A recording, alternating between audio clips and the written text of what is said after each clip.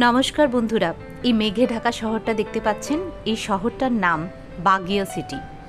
লুজান আইল্যান্ডেই অবস্থিত এই বাগিও city sea level থেকে কমসে কম 4810 ফিট উপরে।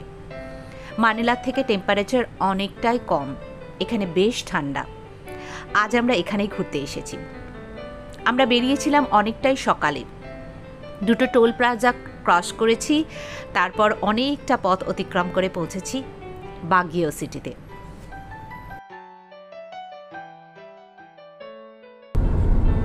Where is Amira?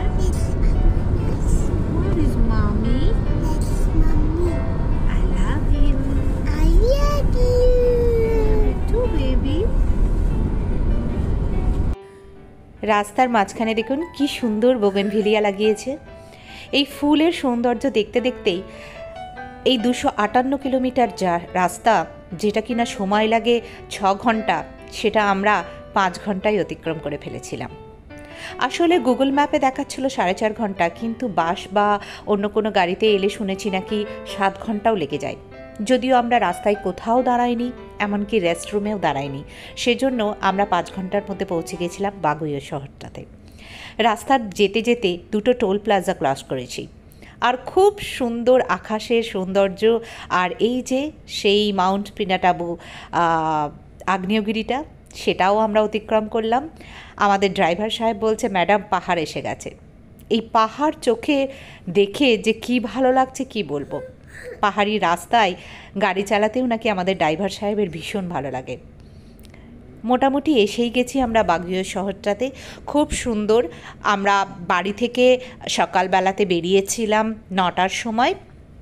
আমরা ব্রেকফাস্ট করেই বেরিয়েছিলাম, তাই আমরা আর রাস্তায় কোথাও দাঁড়াইনি। আমরা বলেছিলাম একদম লাঞ্চ করব বাগিওতে গিয়ে, যাতে সময়টা কম লাগে। এই দেখুন রাস্তার ধারে ধারে বোগেনভিলিয়াতে ভর্তি।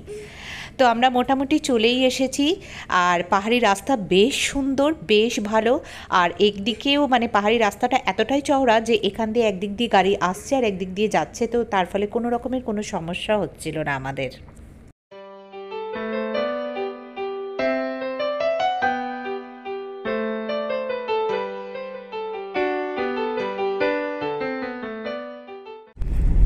আর 40 মিনিটের জার্নি দেখাচ্ছে, আর 40 মিনিটের মধ্যেই পৌঁছে যাব।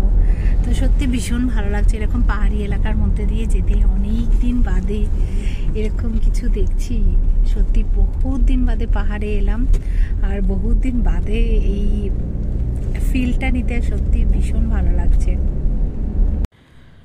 তো আমায়রার জন্য বাড়ি থেকে আমি আম এনেছিলাম, সেটা আমি একটু আগেই খাইয়েছিলাম, আর এখন মোটামুটি ওই 1:45 মতো বাজছে। তো ভেবেছিলাম রেস্টুরেন্টে পৌঁছেই খাওয়াবো, কিন্তু দেখছি সময় লাগছে, তাই ওকে আমি লাঞ্চটা গাড়িতেই করিয়ে দিলাম। আর রাস্তায় কলা দেখতে পেয়েছিল, তাই সুপ্রিয় নামলো একটু কলা নিতে, কেননা আমায়রার ব্রেকফাস্টে তো প্রত্যেক দিনের জন্যই কলা লাগে। বাগিও সিটিতে মোটামুটি এন্ট্রি আমাদের হয়ে গেছে। তো আমরা বাগিও সিটিতে পৌঁছেই গিয়েছি একদম। এবার আমরা আমাদের হোটেল যেদিকে নিয়েছি সেদিকে যাচ্ছি। তো এই জায়গাটা প্রচুর জ্যাম, দেখো। Museum and also Baguio convention center এখানে আছে, বাগিও মিউজিয়াম আছে, কনভেনশন সেন্টার আছে।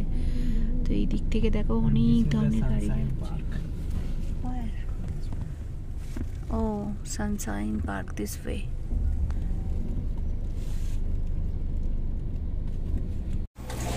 তো আমরা এখন কেএফসিতে এসেছি। কেএফসিতে একটু লাঞ্চ করবো, প্রচণ্ড খেতে পেয়ে গেছে আমাদের। আমার আর তো লাঞ্চ হয়ে গেছে, যেরকম কি আপনারা দেখলেন। এবার আমরা খাবো। তো এখানে অনেক রেস্টুরেন্ট আছে, একটু আমাদের দেরি হয়ে গেল, কেননা আমরা তো নর্মাল রাইস বা চিকেন এরকম ছাড়া যে সমস্ত আইটেমগুলো রয়েছে ফিলিপিনো ডিশগুলো, সবগুলোর সাথে আমরা অতটা ফ্যামিলিয়ার নই, খেতে পারবো না। তো অনেক রেস্টুরেন্ট থাকা সত্ত্বেও আমাদেরকে সেই খুঁজে খুঁজে কেএফসিতেই আসতে হলো। এখানে অ্যাটলিস্ট মানে এদের যে ভাতটা না খুব টেস্টি হয়, ভাতের সাথে চিকেন ফ্রাই আর একটা সস দেয়, তো ওটাই খাই যখনই যেখানে যাই, ওটাই কমফোর্টেবল হয়। তো আমায়রার জন্য আমি বাড়ি থেকে ওর জন্য চিকেন ভাত তো বানিয়ে নিয়েই এসেছিলাম, ওকে আমি গাড়িতে খাইয়ে দিয়েছি। এখানে এসে একটু রেস্টরুমে গেলাম, তো ওকেও নিয়ে গেলাম। প্রথমে কোনো বাইরের জায়গায় এসে কিছুতেই যেতে চায় না কোনো টয়লেটে, তো যাই হোক ওকে নিয়ে গেলাম। তো আমি এখনও ওয়েট করছি সুপ্রিয়ার জন্য, সুপ্রিয়া আসবে, তারপর আমরা তো খাবো।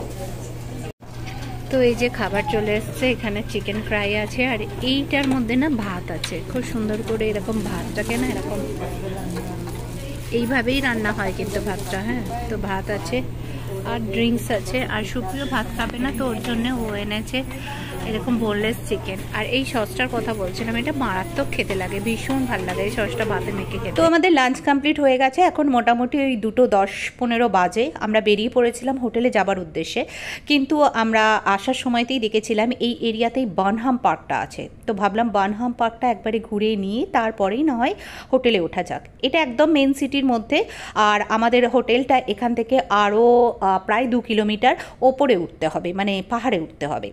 তো এই যে বাগুইয়া সিটিটা না, এটা যেহেতু আমরা জানি যে ফিলিপিন্স ইউনাইটেড স্টেটসের কলোনি ছিল, তো ইউনাইটেড স্টেটসের পুরো এশিয়ার মধ্যে একমাত্র হিল স্টেশন হচ্ছে এই বাগুইয়া সিটিটা। আর এই সিটিটা না 1900 সালে 1900-এ এটা স্থাপন করা হয়েছিল, আর এটাকে ফিলিপিন্সের সামার ক্যাপিটাল বলা হয়। ঠিক যেরকম ব্রিটিশ কলোনির সিমলা ছিল আমাদের ইন্ডিয়ার সামার ক্যাপিটাল, ঠিক সেরকমই বাগুইয়া সিটি ছিল এখানকার সামার ক্যাপিটাল। খুব সুন্দরভাবে সাজানো শহরটা, মল থেকে শুরু করে ব্র্যান্ডেড শপ থেকে শুরু করে কি না নেই। আর এই শহরটাকে পাইন্সের শহরও বলা হয়, সিটি অফ পাইন্স। এছাড়া এখানে প্রচুর রেস্টুরেন্ট রয়েছে, তার সাথে সাথে যেটা সব থেকে বেশি আকর্ষণীয় সেটা হচ্ছে এখানে প্রচুর ইনস্টিটিউট, ইউনিভার্সিটি, প্রচুর কলেজও রয়েছে, এখানে ছেলেমেয়েরা পড়তেও আসে। তো আমরা মোটামুটি এসে গেছি বার্নহাম পার্কে। চলো বার্নহাম পার্কে কী কী আছে দেখা যাক।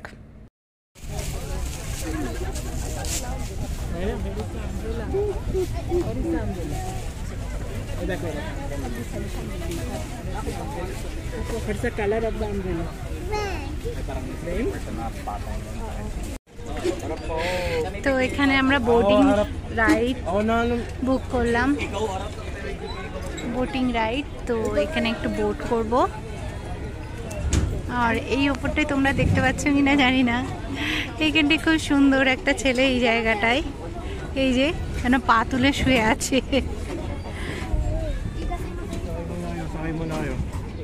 এই দেখো লাইফ জ্যাকেট পরে একদম বসে পড়েছে, আর আমারাও এখানে লাইফ জ্যাকেট পরেছে।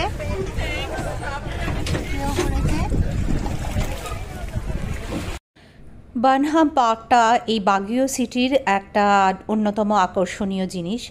এখানে ছোট একটা লেক ছিল, পরে কিন্তু এই লেকটাকে মানুষেই বড় করে বানিয়ে তোলে এবং ট্যুরিস্ট আকর্ষণের জন্য এত সুন্দর করে চারপাশে গাছ টাছ লাগিয়ে একটা সুন্দর পার্ক বানায়। তো এখানেই হবে সেই ফ্লাওয়ার ফেস্টিভ্যাল, যেটা দেখার জন্য আমরা বাগুইয়াতে এসেছি। এই সময় ফেব্রুয়ারি থেকে মার্চের নাগাদ এখানে এই ফেস্টিভ্যালটা হয়। Sunday there will be an event here. Fluvial parade.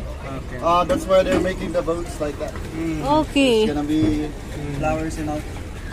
The next parade will be around 25, February 25. So Sunday what time? 10. The parade will start around 8 a.m. I think. 8 a.m. morning.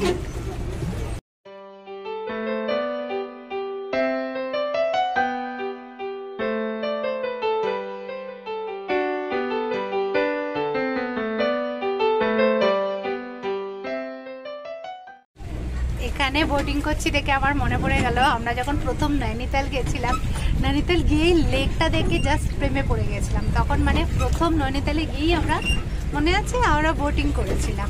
আর তখন বুঝতে পারিনি যে ওখানে কতটা ঠান্ডা হবে, তো আমরা এরকম জ্যাকেট ট্যাকেট কিছু পরিনি। আর যখন মানে বোটিংটা শুরু হয়েছে এত ঠান্ডা লাগতে শুরু করে দিয়েছে, কান দুটো দিয়ে মনে হচ্ছে বরফ ঢুকছে বরফ ঢুকছে। তো ঠিক সেই জায়গাটাই সেই রকম ফিলিংস হচ্ছে। বাট হ্যাঁ, এখানে ওরকম ঠান্ডা তো অবশ্যই নেই, তবে হাওয়া দিচ্ছে, বেশ ঠান্ডা ঠান্ডা লাগছে। আমরা এখানে মাউন্টেন প্রভিন্সের এরকম ড্রেস পরেছি আর এখানে ছবি তুলবো বলে সুপ্রিয়কে সাজিয়ে দিয়েছে অলরেডি, এবার মায়েরাকে পড়াবে। এখান থেকে কিছু জিনিস নিলাম, আর এখানে দেখো খুব সুন্দর শোপিস, কানের দুল এইসব বিক্রি হচ্ছে। কানের দুলের দোকানে দাঁড়ালাম বলে সুপ্রিয় পালালো। সো এই দোকানটা থেকে আমরা একটু এই যে টারমারিন নিলাম, খুব ভালো খেতে লাগে আমার ওই সুইট যে টারমারিন, মানে তেঁতুলটাকে না ওরা খুব সুন্দর কোটিং করে দেয়। এই জায়গাটা পুরোটাই শপিংয়ের, আর যত জায়গা দিয়ে আমায়রা যাচ্ছে সব জায়গায় আমায়রা কিছু না কিছু কেনার জন্য বায়না করছে। এই দেখো এখানে এইগুলো হাত পাখা,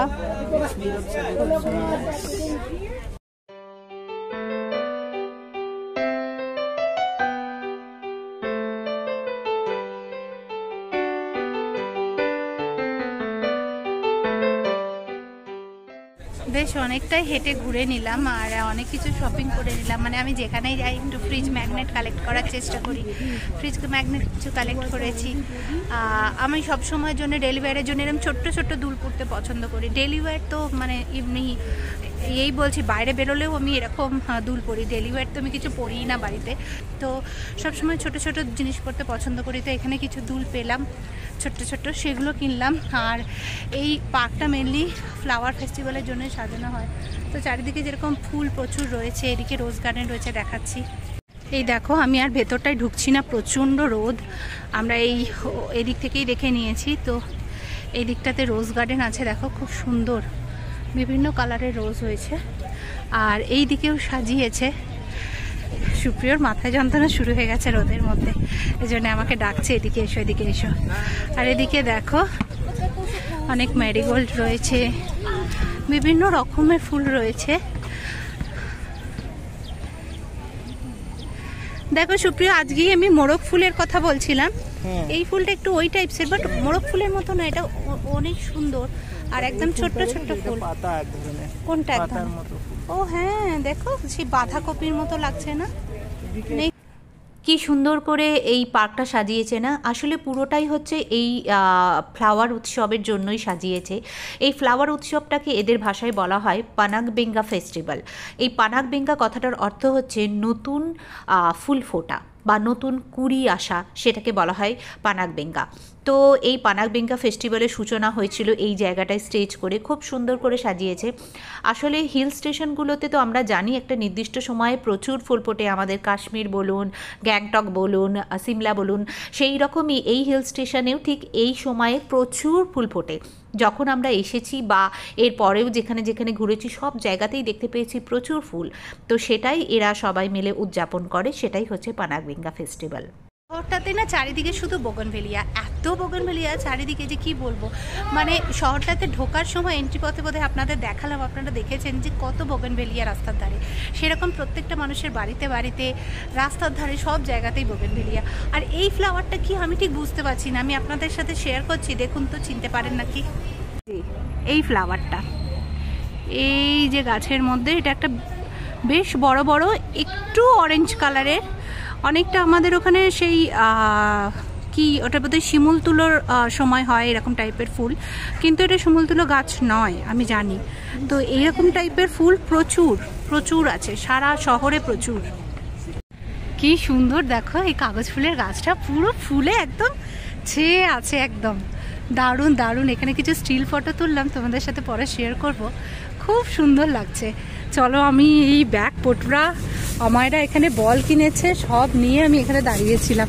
চলো এবার আমাদের গাড়ি এসে গেছে, ফেরত যেতে হবে। বানহাম পার্কের বাইরে বেরিয়েই উল্টো দিকে হচ্ছে রিজাল পার্ক, রিজাল জোশ পার্ক। তো এখানে আমরা গাড়ির জন্য অপেক্ষা করছিলাম, আর আমায়রা দেখো ঘুমিয়ে পড়েছে, অনেকটা জার্নি হলো তো। আর পার্কের বাইরেটা খুব সুন্দর করে এরকম ফুটপাথ আছে মানুষ চলার জন্য। আর দেখো মেঘ আস্তে আস্তে নেমে আসছে সিটির মধ্যে। এই যে বানহাম পার্ক, অদ্ভুত এক সৌন্দর্য দেখতে পেলাম, যেটা কিনা কল্পনার অতীত।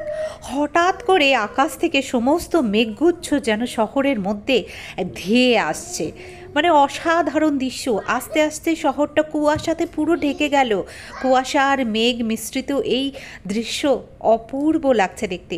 জানি না কতটা আপনাদেরকে দেখাতে পারছি, কিন্তু নিজের চোখে দেখতে এটা সত্যিই অসাধারণ লাগছে। হালকা হালকা করে মেঘ আর কুয়াশা কি সুন্দর করে শহরটার মধ্যে ঢুকে পুরো শহরটাকে গ্রাস করে ফেললো। একটা বড় মিস্টেক হয়ে গেছে। আপনাদেরকে আমি ভুল ইনফরমেশন দিয়েছিলাম যে মেন সিটি থেকে 2 কিলোমিটার দূরে আমাদের হোটেল, আসলে মেন সিটি থেকে 6.5 কিলোমিটার উপরে আমাদের হোটেল। আমি তখন জানতাম না। যাই হোক, এখন আমাদের হোটেল মানে আমরা যেটা নিয়েছি সেটা হচ্ছে এয়ারবিএনবি। তো এয়ারবিএনবির চাবিটা এখানে একটা হোটেল গার্ডেন ভিলা হোটেলে আছে, তো একই ওনার বলে ওদের এখান থেকে চাবিটা নিয়ে আমাদেরকে যেতে হবে। এই যে আমাদের এয়ারবিএনবি, গার্ডেন ভিউ এয়ারবিএনবি।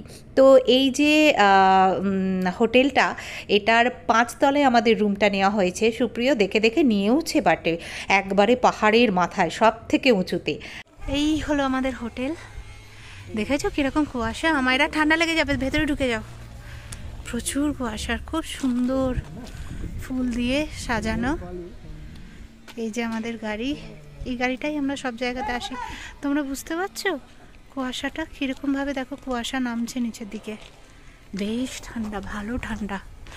সুপ্রিয় দেখে দেখে একদম টঙের মাথায় হোটেল নিয়েছে।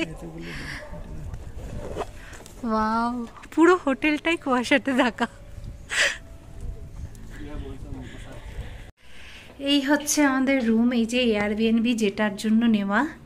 তো এই যে আমার দুটো ওভেন পেয়ে গেছি, আর এখানে যত ইউটেন্সিলস বগেরা সব রাখা আছে, পরে দেখবো। এই যে টয়লেট, আর এখানটা একটা সোফা আছে, টিভি আছে। এই যে আমাদের বেডরুম, আর এখানে আয়না টায়না আছে। আর এই হচ্ছে আসল যেটার জন্য সুপ্রিয় নিয়েছে। এবারে রুমটা অনেকটাই ছোট, কিন্তু সুপ্রিয় নেওয়ার কারণ হচ্ছে এই কুয়াশা ঘেরা ব্যালকনি। উফ, কি মারাত্মক লাগছে। মোবাইলে না পুরোটা আসছে না, তবু যেটুকু আসছে শেয়ার করছি। সকালবেলায় মেবি যদি কুয়াশাটা কাটে তো ভিউটা আরও ভালো দেখা যাবে। খুব সুন্দর, আর বেশ হালকা হালকা ঠান্ডা। মানিলা থেকে অনেকটাই টেম্পারেচার ডিফারেন্স বোঝা যাচ্ছে, মোটামুটি 9-10 মতো আছে। ভালো ঠান্ডা লাগছে। তো চলো, আজকের ব্লগটা আমি এইটুকুই রাখছি, নাহলে আবার ব্লগটা অনেক বেড়ে যাবে। তো এখন আমরা হাত মুখ ধুই, একটু চা করি, খাই, আমার আগে একটু কিছু খাওয়াই, আর তারপরে যদি সন্ধ্যাবেলায় বেরোই তাহলে সন্ধ্যাবেলা থেকে আবার একটা নতুন ব্লগ শুরু করব। ঠিক আছে, চলো। আজকে কেমন লাগলো দেখো, কেমন লাগলো বলো তোমাদের আজকের এই সুন্দর হোটেল আর সুন্দর জায়গা। বাগুইয়ে অনেক দিন ধরে আসবো প্ল্যান করছিলাম। পিছনের মানে ভিউটা জাস্ট কল্পনা করা যায় না। আমার মানে দাঁতগুলো বেরিয়ে আছে, দাঁতগুলো বন্ধ হচ্ছে না, শুধুমাত্র আনন্দে নয়, ঠান্ডাতেও। তো এক্ষুনি আমাকে ঘরে ঢুকতে হবে, গায়ে কিছু দিতে হবে। তো চলো, আজকের ব্লগটা আমি এখানে শেষ করছি। কেমন লাগলো জানাতে ভুলবে না। যদি ভালো লেগে থাকে, যাওয়ার আগে একটা লাইক, কমেন্ট, শেয়ার আর সাবস্ক্রাইব করতে ভুললো না। সাবস্ক্রাইব করতে কোনো রকমের কোনো টাকা লাগে না, কোনো মান্থলি পেমেন্ট লাগে না, কিচ্ছু না। এটা একদম ফ্রি অফ কস্টে হয়ে যায়। তো চলো, আবার দেখা হচ্ছে নতুন একটা ব্লগে। ততক্ষণের জন্য টাটা।